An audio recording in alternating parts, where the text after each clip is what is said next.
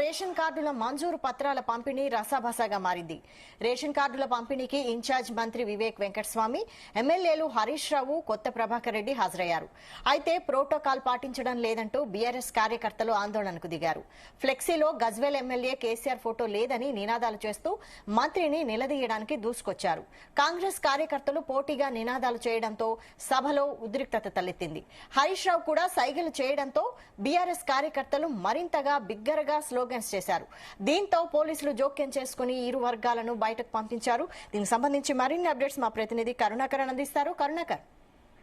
వైశాలి సిద్దిపేట జిల్లా కేంద్రంలో ప్రజాపాలన ప్రగతిబాట రేషన్ కార్డుల పంపిణీ కార్యక్రమంలో బీఆర్ఎస్ పార్టీకి సంబంధించి కాంగ్రెస్ పార్టీకి సంబంధించి ఇరు నాయకుల మధ్య ఒక ప్రోటోకాల్ వివాదం అయితే నెలకొందని చెప్పొచ్చు.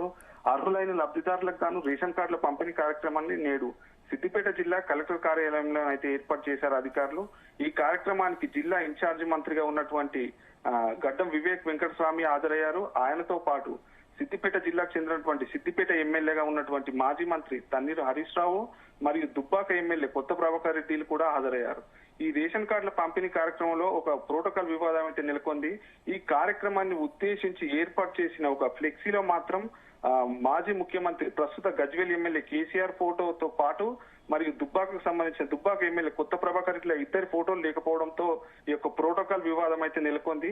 ఈ ఫ్లెక్సీకి సంబంధించి అధికారులు ఏర్పాటు చేశారా లేకపోతే పార్టీ నాయకులు ఏర్పాటు చేశారా అనే అనుమానం వ్యక్తం చేశారు వీళ్ళైతే. దీనికి సంబంధించి ఇటు కాంగ్రెస్ నాయకుల మధ్య ఇటు బీఆర్ఎస్ పార్టీకి సంబంధించిన నాయకుల మధ్యనైతే ఒక రసాభాసాన్ని అయితే ఏర్పాటు జరిగింది. ఒకరికి సంబంధించి ఒకరు ఇటు కాంగ్రెస్ నాయకులకు సంబంధించి బీఆర్ఎస్ నాయకులను అయితే వ్యతిరేకంగా నినాదాలు చేశారు. తర్వాత కాంగ్రెస్ నాయకులు అయితే ఇటు బీఆర్ఎస్ నాయకులకు వ్యతిరేకంగా నినాదాలు చేశారు. బీఆర్ఎస్ నాయకులు కాంగ్రెస్ వైపు సంబంధించిన నాయకులకు సీఎం డౌన్ డౌన్ అంటూ నినాదాలు చేశారు. ఈ కార్యక్రమానికి సంబంధించి కలెక్టర్ను అక్కడే ఉన్నటువంటి దుబ్బాక ఎమ్మెల్యే వివరణ కోరగా ఫ్లెక్సీలో నా ఫోటో ఎందుకు ఏర్పాటు చేయడానికి చెప్పేసి వివరణ కోరగా కలెక్టర్ హైమావతి అయితే తాను ఒక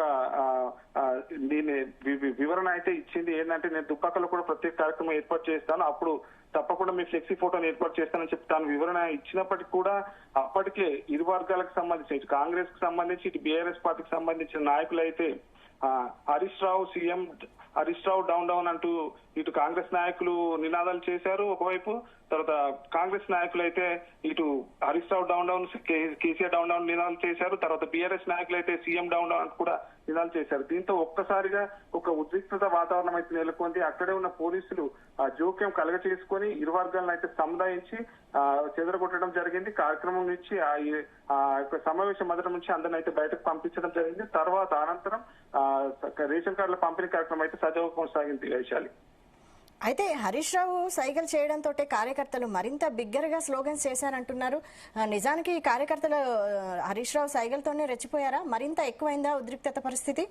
లేదంటే వైశాలి, అక్కడ చూసినట్టయితే అక్కడ పరిస్థితి కాంగ్రెస్ నాయకులకు సంబంధించి అప్పటికే వీళ్ళు మా ఫోటోలు ఎందుకు ఏర్పాటు చేయాలని చెప్పేసి వీళ్ళు బీఆర్ఎస్ నాయకులు అప్పటికే వీళ్ళు కాంగ్రెస్ నాయకులను మంత్రి వైపు దూసుకోవచ్చి అడిగే ప్రయత్నం చేశారు. ఇది గమనించిన కాంగ్రెస్ నాయకులు కూడా వారికి వ్యతిరేకంగా నినాదం చేశారు. హరీష్ రావు ఇది గమనించి అక్కడ ఉండండి సముదాయించే ప్రయత్నం చేశారు. కానీ అది అప్పటికే నాయకులు అయితే వాళ్ళు కంట్రోల్ తప్పారు. ఒకరికి వ్యతిరేకంగా అయితే నినాదాలు అయితే చేసుకున్నారు. వైశాలి, ప్రస్తుతం పరిస్థితి ఏంటి? అక్కడ ఉన్న వాళ్ళందరినీ బయటికి పంపించారా?